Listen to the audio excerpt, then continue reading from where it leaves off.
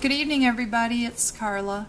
I just thought I would take a moment and read a paper that I found stuffed in an old book today. The book was from the 60s, and this paper is not part of the book, but it was stuck inside there.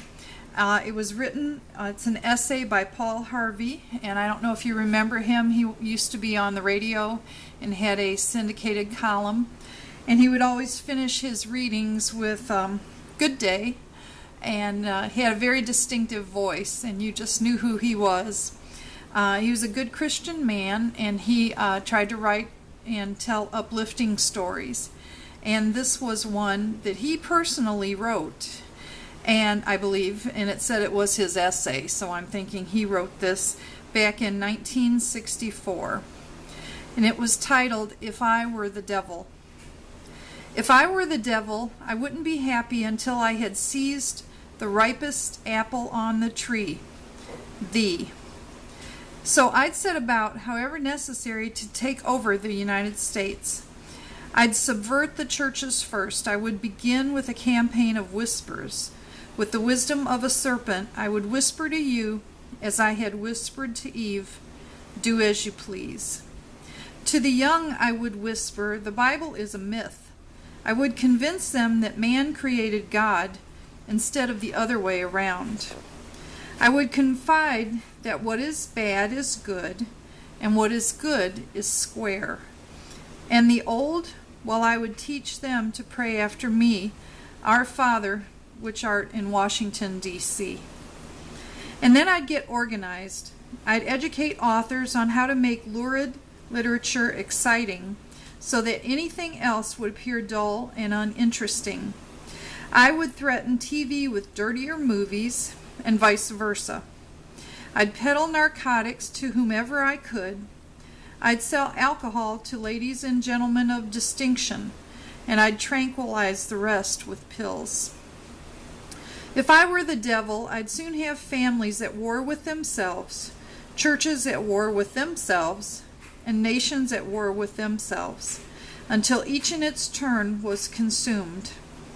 And with promises of higher ratings, I'd have mesmerizing media fanning the flames. If I were the devil, I would encourage schools to refine young intellects, but neglect to discipline their emotions. Just let those run wild, until before you knew it, you'd have to have drug-sniffing dogs and metal detectors at every schoolhouse door. Within a decade, I'd have prisons overflowing. I'd have judges promoting pornography. Soon I could evict God from the courthouse, then from the schoolhouse, and then from the houses of Congress. And in his own churches, I would substitute psychology for religion and deify science. I would lure priests and pastors into misusing boys and girls and church money.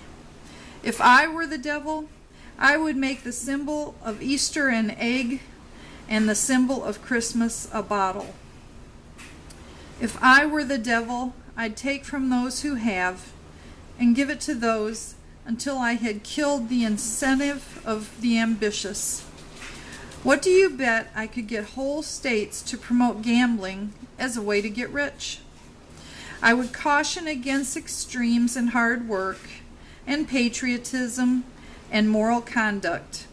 I would convince the young that marriage is old-fashioned, that swinging is more fun, that what you see on TV is the way it should be. And thus I could undress you in public, and I could lure you into bed with diseases for which there is no cure.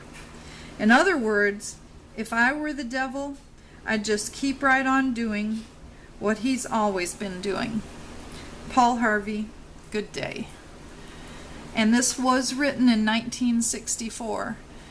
Very prophetic of what the next 50 years turned out to be. Okay, thank you for listening. I hope you enjoyed this reading. Bye.